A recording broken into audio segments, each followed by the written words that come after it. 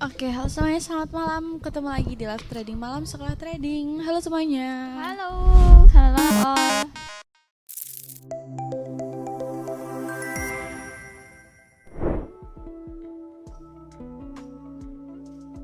Ya, halo, selamat malam, Kak. Dengan siapa di mana? Dengan Nanang, Mas, di Cilegon, Banten. Oh, Pak Nanang dari Banten. Udah trading Ya, Cilegon. berapa lama, Pak? Kalau di forex sih, ya paling sekitar baru 3 bulan, Mas. Wow, sebelumnya? Jadi ini kalau boleh cerita sedikit sih, dulu awal muasal kenal trading itu waktu gara-gara itu loh, binomo itu loh, Mas. Oh, anaknya. Oh iya, ada binomo. Ada Pak, kan binary option Ya, ya? waktu awal-awal, ya binary option waktu awal-awalnya Itu dulu lagi tahun tren-trennya itu. Berapa ya? 19 ya enggak sih? Wah, lupa itu berapa. Iya. Iya, agak lama, Mas. Tapi Ya. sebelumnya Tapi- juga trading kripto juga kah atau gimana? Kripto juga, tapi paling jarang sih, tapi udah masuk kripto. Tapi sekarang lagi fokus di forex sih. Oke. Kalau boleh Dulu- tahu kita itu dari mana, Pak? Dari temen kah? YouTube kah? Sebenarnya tahu Mas Tama itu udah dari zamannya binomo itu saya udah lihat videonya. Oh, udah lama ya? Tapi kan saya waktu itu nggak mendalami forex, jadi fokusnya ke binary option itu. Nah, gara-gara sekarang udah sadar itu. Oh, Sekarang ternyata fokusnya ke forex. lumayan lama ya ternyata ya. Iya, itu sempat ini, Mas, off dulu, udah libur trading udah lama. Ini bangkit lagi karena ada motivasi dari temen, akhirnya mulai lagi baru 3 bulan. Ya nggak apa-apa. Oh ya, Pak, tradingan Bapak gimana? Udah ada yang mulai konsisten kah atau sudah grow? Udah masih gitu-gitu aja? Masih gimana ya? Masih gitu-gitu aja, Mas. Ini ada beberapa yang mau saya tanyain, boleh? Oh, boleh silakan. Nah, gini. Pertama, yang sekarang itu yang saya masih bingung tuh yang cara nentuin entry pada pola chart pattern, Mas.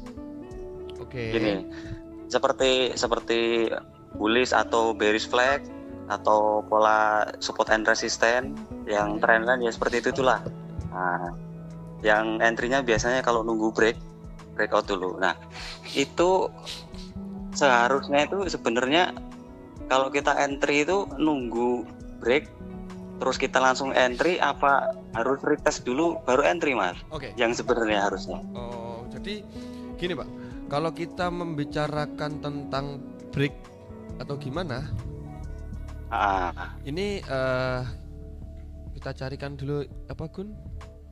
Bearish flag. Ini kan bearish flag nih. Oh iya, Bapak nggak ngelihat ini ya, nggak ngelihat Discord ya?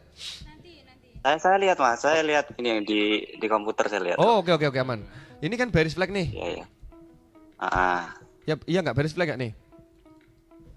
Ya, betul. Ini anggapannya yang ini deh, yang gampang aja deh. Ini bearish flag. Ini bearish flag. Ada dua cara entry, Pak. Memang kita menyebutnya yang pertama adalah aggressive entry dan konservatif entry. Nah, ketika break ini, break market structure sebelumnya, ketika break bisa langsung entry, ketika break bisa langsung entry. Dan kalau konservatif, ketika break nunggu koreksi di area sebelumnya, di area ini yang udah kita tandai, baru entry. Nah, jadi Bapak tipikal yang mana? Yang nunggu koreksi atau yang break? Itu sama aja, sama-sama banyak yang make, sama-sama profitable juga. Ya, saya ini, Mas, sering kejebak di situ. Makanya kadang kalau ketemu momen seperti itu, ketika break saya hajar, nggak taunya malah retest. Ya, ketika saya nunggu retest, aku nggak retest. Ketika makanya ketika break malah nanggung, nggak balik lagi. Ketika retest malah nggak retest, malah lanjut turun terus. Itu juga kayak gitu. Jadi kita lebih konservatif sekarang. Ketika break kita kan agresif nih. Kita nunggu break, cari aja breaknya yang benar-benar break. Jadi contoh ini break yang benar-benar bukan breaknya kecil-kecil, Pak. Ketika seperti ini, breaknya itu benar-benar candle yang berani. Baru kita bisa entry. Tapi kalau kecil-kecil, nah ini kan break juga nih. Ini kan break nih. Ini break candle. Anda bisa entry langsung di close candlenya. Itu bisa.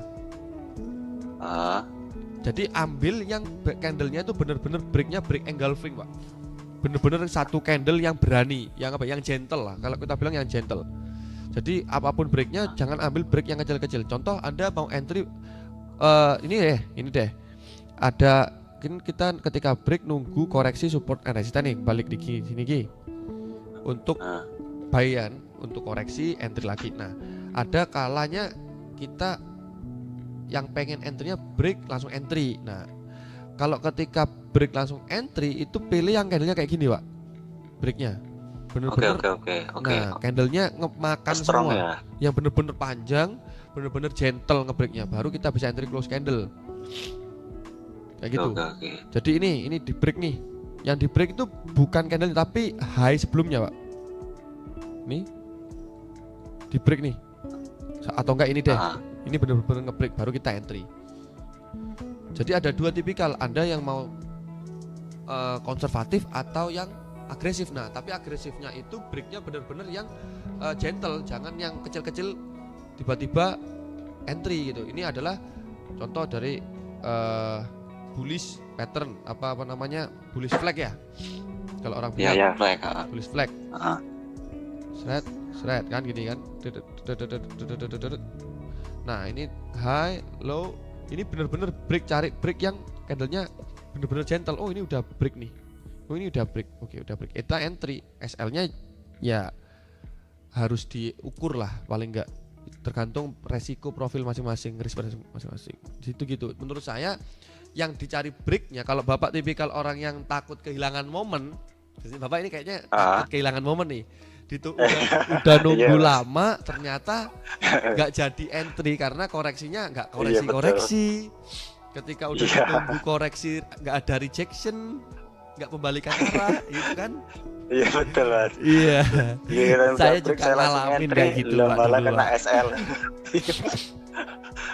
Jadi ketika market kayak gini, contoh nih apalagi ini adalah kita ambil time frame besar atau kecil sama aja. Ini adalah pattern bearish flag. Bearish flag nggak nih? Ini bearish flag gak sih? Naik sini. Iya bearish flag ya. Ini bearish flag. Ya flag itu penerusan. Ya. Nah, lalu ada candlenya nih. Candlenya bener-bener ngebreak gak nih? Ini adalah high, low. Nah di break bener-bener candle yang bener-bener nge-break gentle baru kita entry. Kalau breaknya break itu jangan, Pak. Cari yang lebih oke. Nah, waduh, kalau saya tipikal yang konservatif nih, bisa-bisa nggak ketemu nih entryannya nih. Kapan retestnya di area sini gitu kan?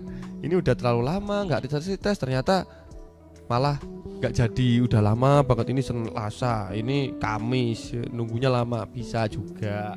Ada yang tipikal konservatif nunggu koreksi, ada yang tipikal agresif ketika breakout langsung entry gitu, Pak. Dan resikonya ada kelebihan dan kekurangan. Ketika ada break itu mungkin resiko di lainnya itu gini Gun ya, apa fake out bisa jadi. Terus udah kalau yang konservatif nunggu koreksi kadang-kala udah nyentuh area yang ditandai nggak jatuh-jatuh, malah lanjut naik terus, nggak ada konfirmasi, itu sering kayak gitu, Pak. Jadi ketika Anda fokus pada satu metode, saya ingin menggunakan entry menggunakan metode breakout langsung entry. Banyak yang kayak gitu, Pak. Asalkan semakin Anda mendalami breakout, nanti tahu pergerakan market itu kayak gimana.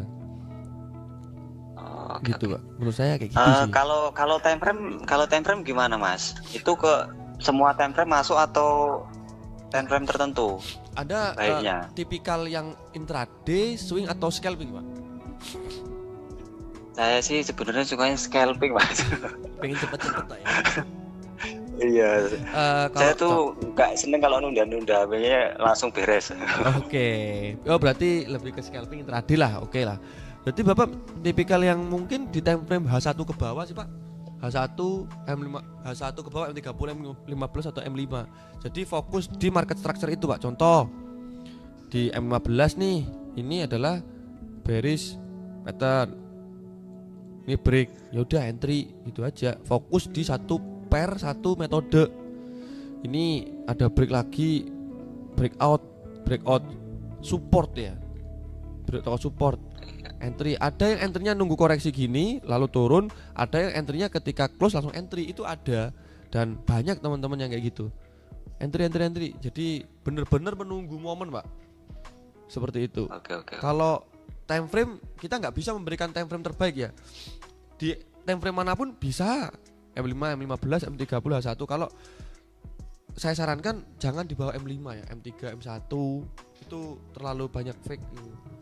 Pergerakannya terlalu volatile, banyak fake out dan banyak noise-nya, Pak. Jadi saya menyarankan di M5 semakin tinggi time frame-nya, breakout-nya semakin kuat, yang benar-benar di break-nya juga semakin yakin lah, semakin pede. Kalau semakin turun time frame, break-nya kadang banyak break yang fake. Seperti itu. Oke. Saya sih sukanya yang M15 sih, Pak. M15 cocok sih buat scalping, iya, enak. Cocok ya. Iya. Apalagi ketambahan momentum ya. Momentum kayak gini doang. TP itu. Saya fokusnya di momentum itu aja. Kalau untuk sekarang sih paling ketika break itu saya ya entry paling dapat satu candle close dulu. Nah, contoh nih ini. Bapak kan bilang bagaimana sih entry ketika break ini di break nih. Ada momentum juga. Ini termasuk high probability setup entry 3550. Nih. Nah, TP kelar. Butuh 1 2 3 candle, mungkin enggak nyampe 1 jam ya. 1 jaman. Ini termasuk agresif entry, tapi yang benar-benar konservatif. Ngerti gak? Maksudnya konservatif ini ketika break, bener nyari break yang benar-benar gentle breaknya. Seperti itu, Pak. Oke. Mungkin apakah sudah paham atau sedikit bingung?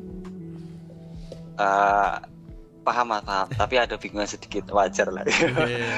Perlu dicoba, Pak. Perlu. Iya, siap. Kalau ini support mentor itu bisa telepon nggak sih, Mas? Khusus chat doang apa gimana? Kalau support mentor itu nggak bisa telepon, Pak. Kalau support mentor itu khusus bisa ya. Ketikan aja. Tapi yang jam kita ini. Takutnya bisa kasih nomor terus telepon atau gimana? Enggak bisa. Eca ditelepon nanti malam. Agnes ditelepon nanti. Oke, siap. Semoga terjawab dan membantu, Pak, ya, jawaban dari kita.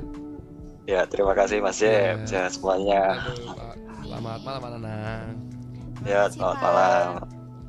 Ya. Pak Nanang, terima kasih, Pak. Ada telepon masuk lagi. Gas. Oke, jadi begitu untuk sesi trader talk-nya, teman-teman. Kita ada di setiap live trading malam aja. Jadi duluan ditunggu next besok. Kita ketemu lagi besok di jam 2 siang dan jam 7 malam. See you See you semuanya. soon. Bye-bye.